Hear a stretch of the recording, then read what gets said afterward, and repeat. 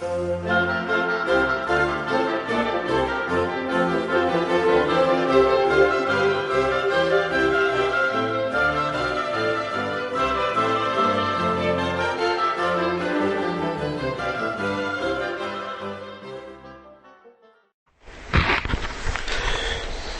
el hombre observa la creación desde una perspectiva correcta, sin el prejuicio propio de aquellos que niegan el hecho de que una mano inteligente estuvo detrás de todo lo que ven nuestros ojos en lo creado, hay algo que salta a la vista de inmediato con respecto al Creador, y es que no solamente se trata de un ser todopoderoso que por su palabra, por su sola palabra, creó los cielos y la tierra, sino también de un ser enormemente ordenado.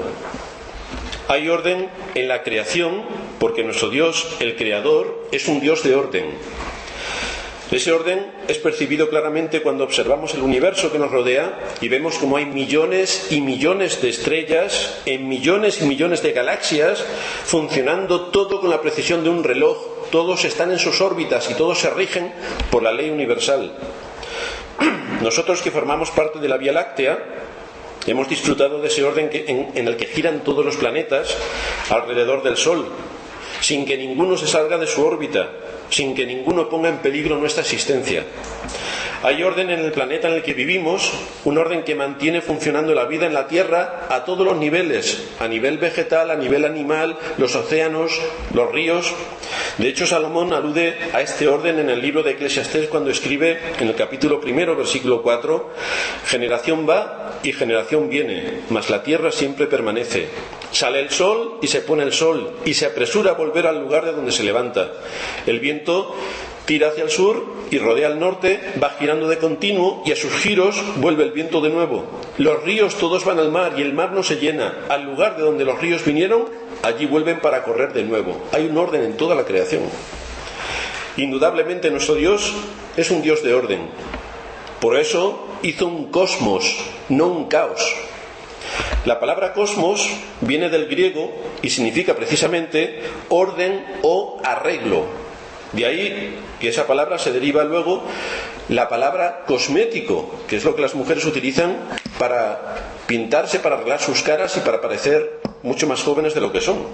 El mundo que Dios creó no es un conjunto infinito de cosas que giran sin orden ni concierto. Es más bien un conjunto ordenado de cosas que reflejan el carácter ordenado de nuestro Dios. De hecho, esa es la razón que da el apóstol Pablo cuando escribe a los Corintios acerca del orden en la iglesia. Dice allí, en 1 Corintios 14:33, Dios no es un Dios de confusión. Y es importante resaltar que toda la iglesia verdadera de Cristo está llamada a reflejar el carácter ordenado de Dios a través de una adoración ordenada. Esto es importante porque no todas las iglesias mantienen este principio. Dios es un Dios de orden, refleja una iglesia en orden, el carácter ordenado de Dios a través de una adoración ordenada. También, en 1 Corintios 14:40, Pablo dice respecto a la iglesia que se haga todo decentemente y con orden. Dios no es un Dios de confusión, es de orden. Ahora bien, reconociendo que nuestro Dios es un Dios de orden y que hizo una creación que refleja esa característica de su ser, no debemos suponer también que ese mismo orden sería implantado en el terreno de lo moral. No debemos suponer también que el Dios de orden que creó todas las cosas, los cielos y la tierra, y que puso todo en orden y que nos enseña a adorarle en orden, ¿no pondría también orden en el terreno de lo moral? ¿Creó Dios un universo físicamente ordenado y al mismo tiempo caótico desde el punto de vista moral? ¿O Dios nos ha dejado algo en orden para que nosotros vivamos en orden? La palabra de Dios nos enseña que ese mismo orden que vemos en el mundo físico también existe en el terreno de lo moral. Dios promulgó un conjunto de leyes morales desde el principio de la creación que todo hombre está obligado a obedecer, no solamente los creyentes, todo hombre. Leyes que rigen a todos por igual. Y por esa ley Dios juzgará a todos los hombres. Por esa ley Dios juzgará a todos los hombres. Para que pueda haber orden moral en una familia o en una nación, tiene que haber leyes que rijan a los miembros de esa familia o a los ciudadanos de esa nación. Y tiene que haber sanciones justas para todos aquellos que violen la ley. Donde no hay ley, todos sabemos qué es lo que ocurre. Donde no hay ley, no hay justicia. Donde no hay ley, no puede haber orden. Pero como decíamos al principio, Dios no creó un caos, creó un cosmos, un mundo ordenado, tanto físicamente como moralmente. La ley moral de Dios vino juntamente con la creación. Y aunque esa ley fue puesta por escrito en el monte Sinaí y fue resumida en lo que conocemos como los 10 mandamientos, esa ley entró en vigor desde el mismo momento en el que Adán fue creado y continúa hoy en vigor porque el carácter santo de Dios no ha cambiado. El carácter santo de Dios no ha cambiado, ni puede cambiar jamás. Mientras que Dios sea Dios y mientras que el hombre sea hombre, la ley moral tiene que ser obedecida, y cualquier desobediencia o transgresión contra la ley moral de Dios recibirá su justa retribución. Esto es lo que advierte y avisa las Escrituras.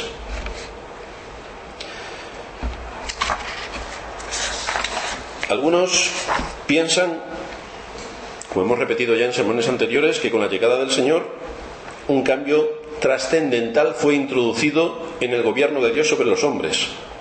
Y estas personas dicen que la ley de Dios no tiene relevancia alguna para el creyente de hoy, que esas son ataduras que estaban atando a los creyentes del Antiguo Testamento. Fueron ataduras de la ley y que fueron disueltas por nuestro Señor, entre las cuales también se encontraban los 10 mandamientos. Por lo tanto, los 10 mandamientos caducaron como norma de conducta con la venida de Cristo. No estamos bajo la ley, sino bajo la gracia, el texto preferido y el único en el que se pueden aferrar para defender esta posición. Y este es el lema que utilizan todos aquellos que sostienen esta posición, que los teólogos han bautizado con el nombre de antinomianismo. Anti, que significa en contra de, y nomos, que significa ley. Están en contra de la ley. En contra de la ley. Pero como podemos ver esta enseñanza de los antinominianos, vamos a irnos a Mateo 5:17. Esta enseñanza de los antinominianos se encuentra de frente con la enseñanza de nuestro Señor Jesucristo. El Señor declaró de una forma clara y contundente que tanto su enseñanza como su obra están en perfecta consonancia con las Escrituras del Antiguo Testamento. Mateo 5:17 dice el Señor: no penséis que he venido para abrogar la ley o los profetas. No he venido para abrogar, sino para cumplir. Porque de cierto os digo que hasta que pasen el cielo y la tierra, ni una jota ni una tilde pasará de la ley hasta que todo se haya cumplido. Por lo tanto, no es que estemos exentos de la ley. El Señor aquí está diciendo lo contrario. Siguiente versículo: de manera que cualquiera que quebrante uno de estos mandamientos muy pequeños y así enseña a los hombres, muy pequeño será llamado en el reino de los cielos. Mas cualquiera que los haga y los enseñe, este será llamado grande en el reino de los cielos. Por lo tanto, vemos aquí que el Señor está promoviendo el uso y la obediencia a los mandamientos. Hoy consideraremos este mismo punto, pero ahora a la luz de las enseñanzas del apóstol Pablo. Y tomamos a este apóstol de manera particular porque muchos citan sus enseñanzas fuera completamente de contexto para probar sus puntos de vista en relación con la ley y en cierta medida en relación con todo lo que enseña el Antiguo Testamento. Como si el Antiguo Testamento estuviera pasado, lo tuviéramos que tirar a la basura y coger nuestras Biblias, rajarlas por la mitad, y el Antiguo Testamento no nos interesa. Muchos creen que el Antiguo Testamento no es relevante para nosotros y ven curiosamente en el apóstol Pablo un apoyo para esta afirmación, aunque esto de un estudio cuidadoso de las Escrituras no puede desprenderse en ningún momento. Para probar nuestra argumentación vamos a considerar dos líneas de pensamiento. En primer lugar, vamos a ver que el apóstol Pablo veía el Evangelio como algo que concordaba perfectamente con las Escrituras del Antiguo Testamento. El Evangelio concuerda perfectamente con las Escrituras del Antiguo Testamento. Y en segundo lugar vamos a ver cómo Pablo veía la ley moral de Dios como algo que continuaba en vigor, demandando la obediencia de todos los hombres a esa ley. En el texto que leíamos en la introducción en Romanos capítulo 1, los primeros 7 versículos, nos encontramos como la epístola que se escrita a los romanos es de suprema importancia para establecer este punto, porque su tema primordial es precisamente el Evangelio de nuestro Señor Jesucristo. Ese es el tema fundamental. El apóstol Pablo hace en esta carta una exposición exhaustiva y contundente del contenido del Evangelio. Romanos es considerado por casi todos el corazón y la médula espinal de las Escrituras. Ahí es donde encontramos la enseñanza más importante acerca de la revelación de Dios. Ahora bien, ¿cómo veía Pablo este Evangelio en relación a las Escrituras del Antiguo Testamento? ¿Cómo veía Pablo el Evangelio en relación a las Escrituras del Antiguo Testamento? ¿Acaso se veía a sí mismo como el predicador de una nueva doctrina? Una doctrina que venía a desplazar las enseñanzas del Antiguo Testamento, a quitarlas de lado y a decir ahora vamos a establecer una nueva doctrina. Pues esa no era la perspectiva que Pablo tenía de su propia predicación, en absoluto. Él se veía a sí mismo más bien como alguien que estaba cumpliendo en su predicación del Evangelio lo que había sido declarado previamente en el Antiguo Testamento. Estaba enseñando, ampliando todo lo que la enseñanza del Antiguo Testamento había expuesto.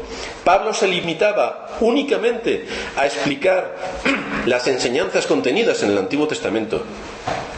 Este Evangelio que anuncia salvación en Cristo había sido prometido a los profetas del Antiguo Testamento y ellos predicaron acerca de esto. Todos los santos del Antiguo Testamento se salvaron porque creyeron esa promesa del Evangelio. Ellos miraban hacia adelante, miraban hacia el Cristo que tenía que venir, y todos ellos fueron salvados por haber depositado la fe en la promesa del Evangelio.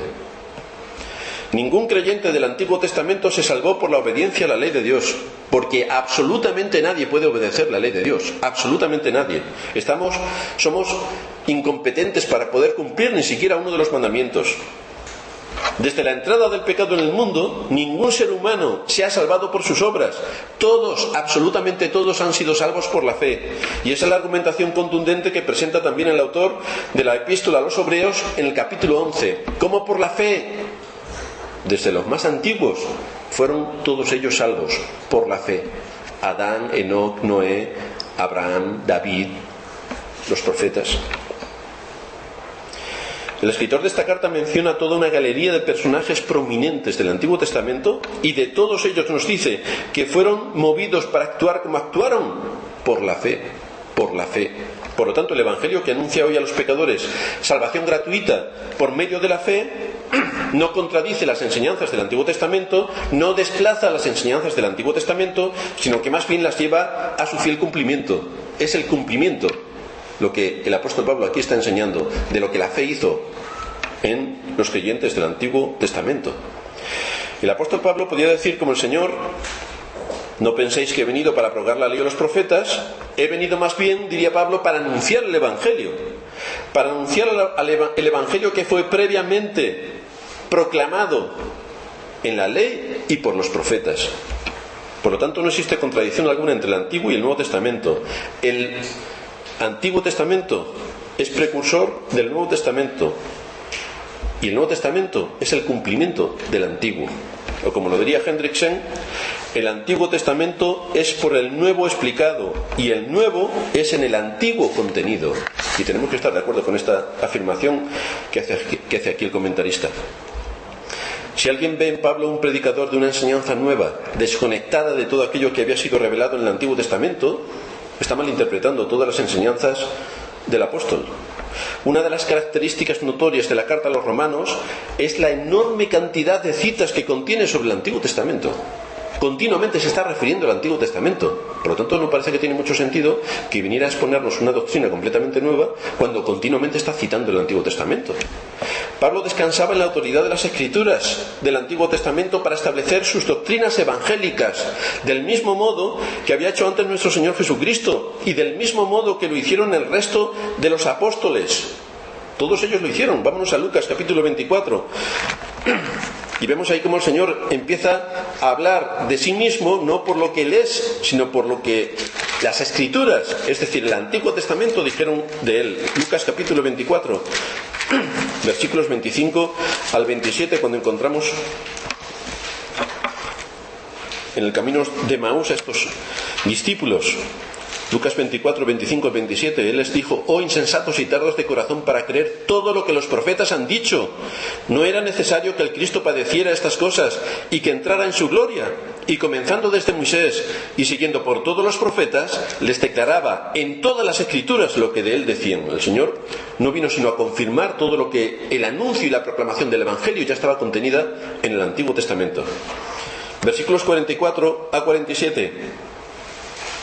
Les dijo el Señor: estas son las palabras que os hablé estando aún con vosotros, que era necesario que se cumpliese todo lo que está escrito de mí en la ley de Moisés, en los profetas y en los salmos.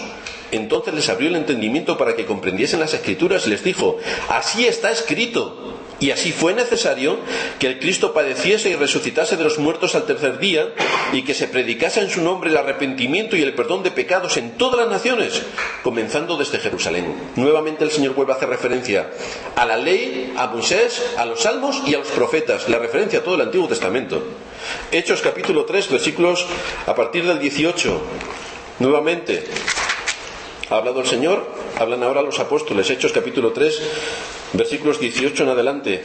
Pero Dios ha cumplido así lo que había antes anunciado por bocas de todos sus profetas, que su Cristo había de padecer. Así que arrepentíos y convertíos para que sean borrados vuestros pecados, para que vengan de la presencia del Señor tiempos de refrigerio, y Él envía a Jesucristo, que fue antes anunciado, a quien de cierto es necesario que el cielo reciba hasta los tiempos de la restauración de todas las cosas, de que habló Dios por boca de todos sus santos profetas, que han sido desde tiempo antiguo.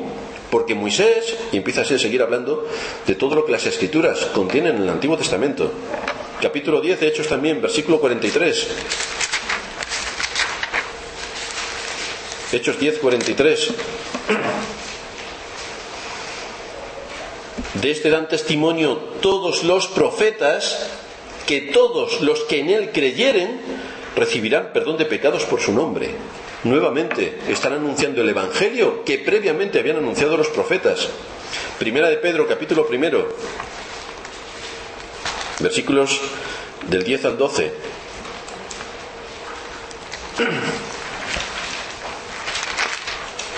Primera de Pedro 1,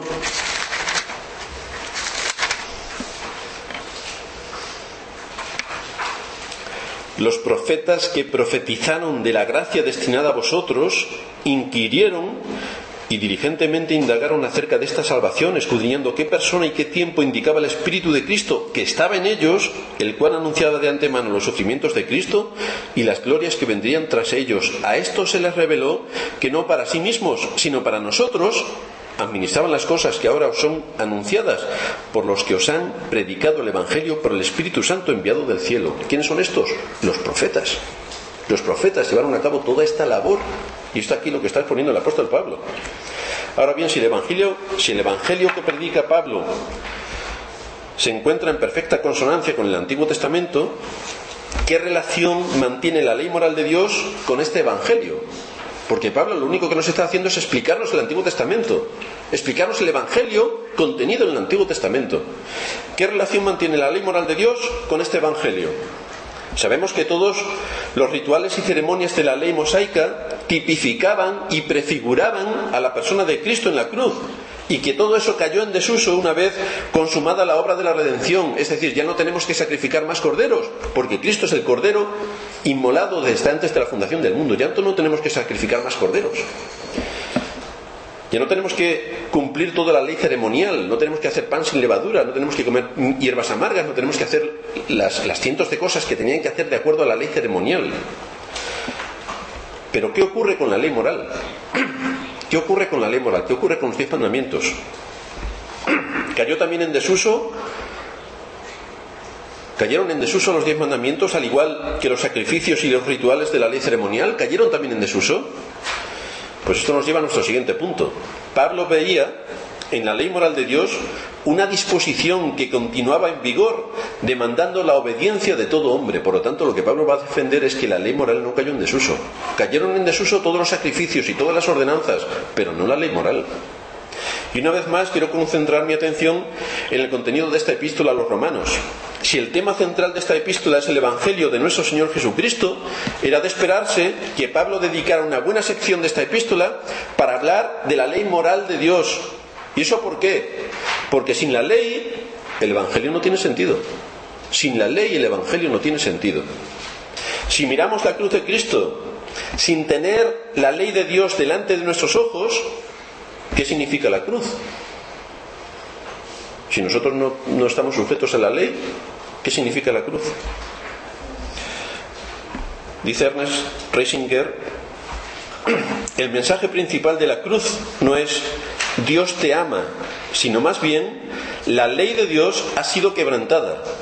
Contemplar la cruz sin la ley es como tratar de encajar un rompecabezas en el aire. Sin una base sólida sobre la cual encajar las piezas, nunca puede tomar forma una clara imagen de la gracia de Dios. El espíritu de la cruz es el amor eterno de Dios, pero la base de la cruz es su eterna justicia. Predicar y enseñar la ley librará al Evangelio y al cristianismo del sentimentalismo, del emocionalismo y de una supersticiosa perversión de la cruz. Por lo tanto, tenemos que predicar de la gracia, pero también tenemos que predicar de la ley. Las dos cosas van unidas. ¿Cuál es el mensaje que el Evangelio anuncia a los pecadores? ¿Cuál es el mensaje que el Evangelio anuncia a los pecadores? ¿Cuál es el mensaje? Que hay salvación en Cristo por medio de la fe. Este es el mensaje del Evangelio. Pero nos tenemos que preguntar, ¿de qué peligro necesita ser el hombre salvado? Si anunciamos al mundo que hay salvación en Cristo para todo aquel que cree, debemos anunciar primero cuál es el peligro del que necesita ser librado. ¿Cuál es el peligro del que necesita ser salvado? ¿De qué peligro estamos hablando? Porque de lo contrario, el Evangelio pierde todo su significado y todo su valor. Cristo vino para salvarte, ¿pero de qué? ¿A salvarme de qué? Si yo no estoy bajo la ley, ¿de qué me va a salvar? Porque yo no tengo por qué cumplir la ley. ¿De qué vino Cristo a salvarnos?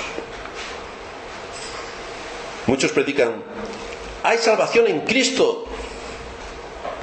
¿Salvación de qué? ¿Cuál es el peligro que me acecha? Si yo no predico la ley, nadie sabe el peligro que le acecha. Ayer estábamos comentando con una persona en la inauguración de la clínica que se consideraba perfectamente buena. Si nadie le predica la ley, evidentemente se considera muy buena. Si no empezamos a indagar qué es lo que enseña la ley, la gente se considera buena. El apóstol Pablo mismo decía, si la ley no me dijera no codiciarás, yo no sabría que soy un codicioso. Como la ley me dijo no codiciarás y yo veo que yo codicio, la ley me mató. No tengo escapatoria, porque la ley ya me está acusando. Ahora, si yo ignoro la ley, soy el ser humano más bueno del universo. Pero para eso está la ley, para decir qué es lo que hay en mi corazón. Hay salvación en Cristo, pero ¿salvación de qué? ¿Cuál es el peligro que me acecha? Tenemos, por tanto, que predicar de qué estamos hablando. Y no es de otra cosa, sino del peligro de tener que presentarte delante de Dios para dar cuentas por tu vida en lo que has trasgredido en incontables ocasiones delante de la ley de Dios. La ley de Dios es la que marca los límites a los que podemos llegar. El hombre nace en pecado, nacemos corruptos todos por naturaleza. Hemos heredado de Adán la naturaleza corrupta. Pero el hombre persiste en el pecado porque sigue violando cada día la ley de Dios. Y esa violación de la ley es lo que las Sagradas Escrituras llaman pecado. Y es de ese pecado y de todas las consecuencias de ese pecado por haber violado la ley de Dios, de lo que Cristo vino a rescatar a los que estaban condenados por su naturaleza, por sus propios hechos y por transgredir la ley de Dios. De eso Cristo vino a rescatar al hombre. De eso.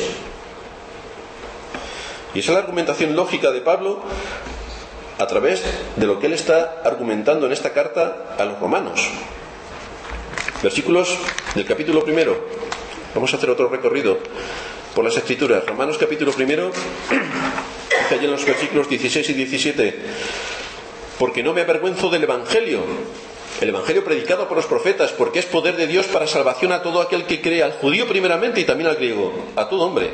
Porque en el Evangelio la justicia de Dios se revela por fe y para fe, como está escrito, mas el justo por la fe vivirá.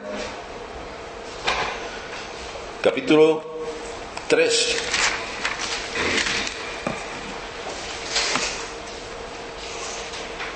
Versículo 9.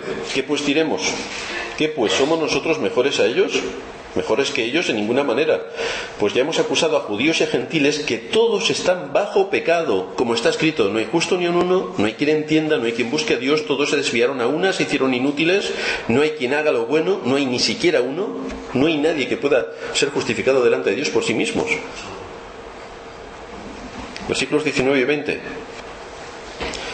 Pero sabemos que todo lo que la ley dice, lo dice a los que están bajo la ley, para que toda boca se cierre y todo el mundo quede bajo el juicio de Dios, ya que por las obras de la ley ningún ser humano será justificado delante de él, porque por medio de la ley es el conocimiento de pecado. Por lo tanto, la ley nos sirve para saber cuál es nuestra situación delante de Dios. ¿Podemos nosotros presentarnos delante de Dios diciendo, no importa que yo no cumpla la ley, porque soy salvo? Pues evidentemente la Escritura nos está diciendo que no.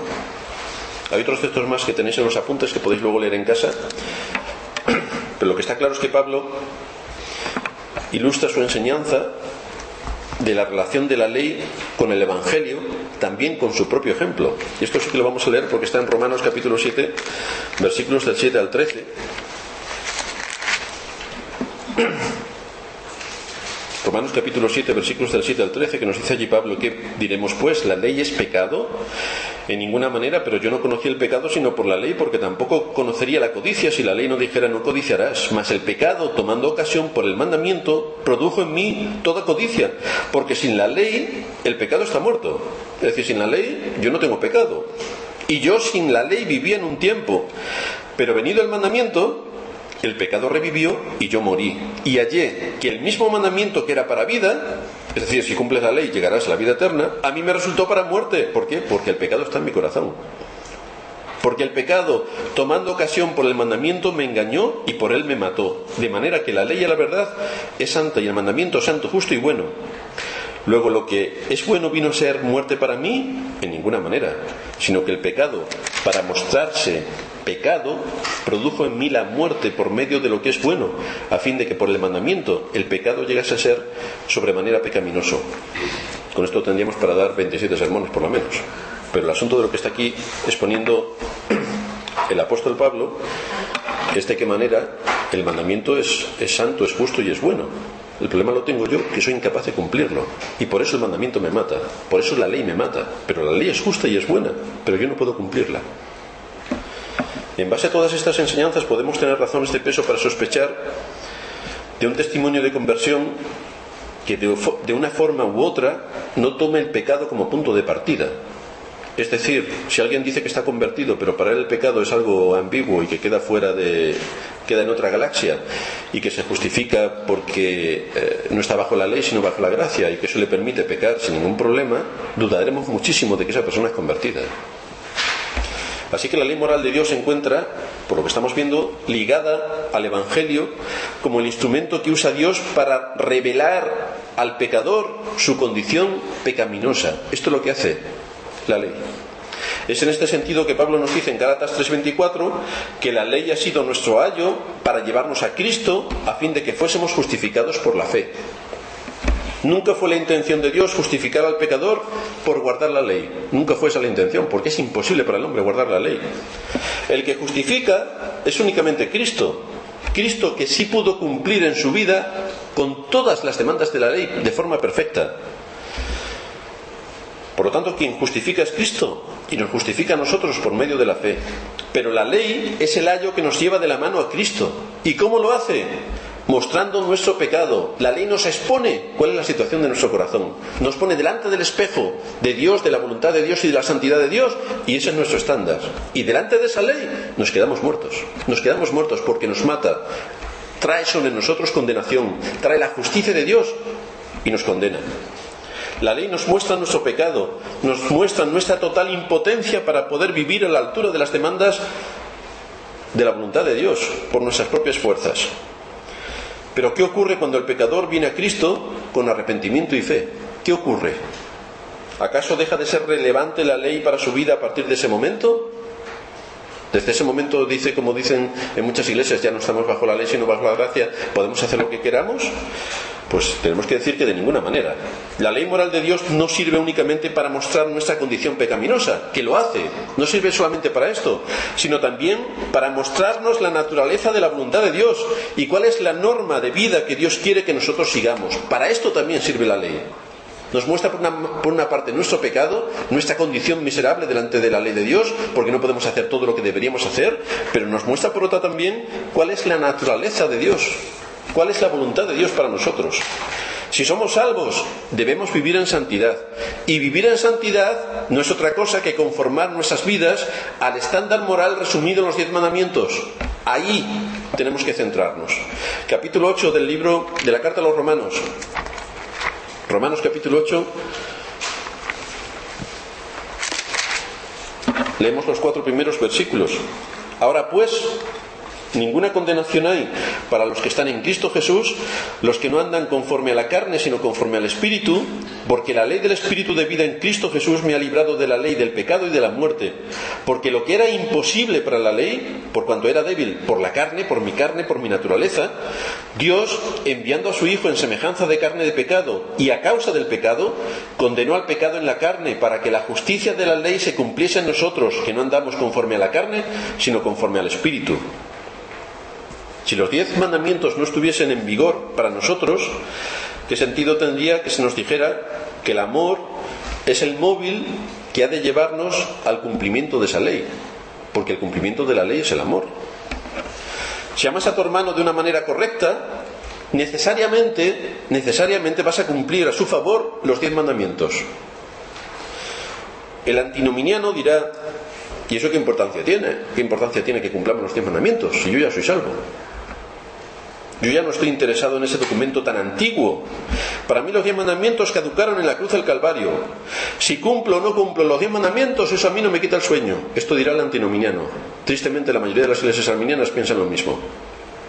Pero esta no es la forma de pensar del apóstol Pablo, ni es una enseñanza de las Sagradas Escrituras.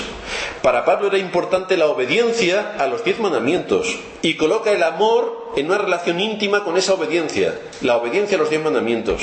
En ningún lugar de la Biblia se nos presenta el amor como una alternativa o un sustituto para la obediencia. El amor es más bien el combustible que nos mueve a obedecer. Eso es lo que es el amor, el combustible que nos mueve a obedecer. Vamos a Mateo capítulo 22.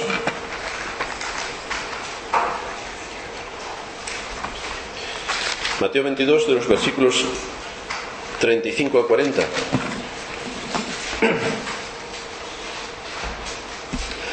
Entonces los fariseos, viendo que habían hecho callar a los saduceos, se juntaron a una, y uno de ellos, intérprete de la ley, preguntó para tentarle diciendo: Maestro, ¿cuál es el gran mandamiento en la ley? Jesús le dijo: amarás al Señor tu Dios con todo tu corazón y con toda tu alma y con toda tu mente. Este es el primero y grande mandamiento. Y el segundo es semejante: amarás a tu prójimo como a ti mismo. De estos 2 mandamientos depende toda la ley y los profetas. Pero fijaos que el mero hecho de que el amor sea un mandamiento debe ser suficiente para acallar a todos aquellos que ven un antagonismo entre el amor de Dios y la ley de Dios, como si fueran cosas completamente distintas, contradictorias y que chocan entre sí. El mensaje de Cristo no es: si me amas, haz lo que te plazca. Ese no es el mensaje de Cristo, sino más bien, como luego también veremos en el siguiente sermón, más bien el mensaje de Cristo es: si me amas, guarda mis mandamientos. Caramba. Así que Cristo nos dice que tenemos que guardar sus mandamientos. La Biblia no presenta el amor como una fuerza autónoma que tiene en sí misma la capacidad de definir cuál es el patrón de conducta que debemos seguir. Donde hay confianza, dice un refrán por aquí, donde hay confianza da asco. Donde hay amor, pues todo se permite. No nos equivoquemos. La Biblia más bien enseña que el amor es definido por la ley moral. Es definido por la ley moral y que está resumido en las 2 tablas del Decálogo. Ese es el amor. ¿Qué significa en un sentido práctico amar a Dios? Significa tenerlo a Él como nuestro único Dios, adorarle como Él lo ha prescrito en su palabra, reverenciar su nombre y apartar un día de cada 7 para adorarle y servirle de una forma especial. Esto es lo que nos enseña la primera tabla de la ley, los primeros 4 mandamientos. La relación del hombre con Dios, los primeros 4 mandamientos hablan de esto. ¿Qué ocurre con el amor al prójimo? Nos vamos a la segunda tabla de la ley, los 6 siguientes mandamientos. ¿Cómo puedo yo amar al prójimo como a mí mismo? De una forma práctica, no una entelequia mental, sino una forma práctica. ¿Cómo puedo amar al prójimo como a mí mismo? Pues para ahí tenemos los 6 últimos mandamientos. El amor, dice Pablo en Romanos 13:10, el amor no hace mal al prójimo. ¿Y qué es hacerle mal al prójimo? pues es violar en su perjuicio cualquiera de los mandamientos del decálogo que tiene que ver con nuestras relaciones hacia nuestro prójimo. Eso es no amar al prójimo. Violar cualquiera de los 6 últimos mandamientos. El amor no es un mero sentimiento. El amor no es un mero sentimiento. El amor es una conducta y es una actitud definida claramente por la ley moral de Dios. Aplicando la ley moral de Dios es cuando entendemos y ponemos en marcha el amor. Amar a Dios y al prójimo es igual a esforzarse por medio del Espíritu de Dios para vivir a la altura de los 10 mandamientos. El amor es el motivo de la ley y la ley es la definición del amor, como dice un comentarista. Para concluir, ¿qué aprendemos de todo esto? En primer lugar, aprendemos que es imposible predicar correctamente el Evangelio sin predicar al mismo tiempo la ley moral de Dios. Es imposible predicar el Evangelio sin la ley. La predicación del Evangelio parte de nuestra condición como seres pecadores. Es una buena noticia lo que Dios ha hecho para rescatar al hombre de su situación. Es una buena noticia y es una noticia de gozo, pero tiene como trasfondo una noticia enormemente sombría. Hemos transgredido la ley de Dios y esto implica que seremos condenados cuando Dios nos juzgue por nuestros hechos delante de su ley. Esa es la noticia que tiene de trasfondo el Evangelio. Si alguien deja a un lado esta enseñanza de las Escrituras, ¿de qué Evangelio va a predicar? Si no proclamamos la condición perdida del hombre por causa de su pecado, por el cual ha violado la ley, ¿cuál es entonces nuestro mensaje evangélico? ¿De qué vamos a hablar? ¿De qué vamos a predicar? ¿De que tenemos que ser buenos? Ya hay muchas sectas y filosofías que dicen eso del hombre. Pero el Evangelio es otra cosa. Alguien dirá, pues vamos a predicar que Dios es amor. No prediques tanto del pecado. Proclama más bien el amor de Dios. No hables de la ley. Proclama el amor de Dios. Vamos a proclamar el amor de Dios. ¿Cómo se ha manifestado el amor de Dios a nuestro favor? ¿Cómo se ha manifestado? La expresión más sublime del amor de Dios, ¿cómo se ha manifestado? Se ha manifestado en el hecho de que Él envió a su Hijo a morir. ¿Para qué vino Cristo a morir? Para pagar delante de la ley de Dios lo que nosotros no podíamos pagar. Con lo cual la ley de Dios sí que es importante, porque a Cristo le costó su vida. Sí que es importante. Dice la Escritura que la paga del pecado es muerte. Cristo tuvo que morir porque esa es la sentencia que la ley impone sobre aquellos que han pecado. Y Él estaba asumiendo en esa cruz la culpa y la condena de los pecadores a quienes vino a salvar.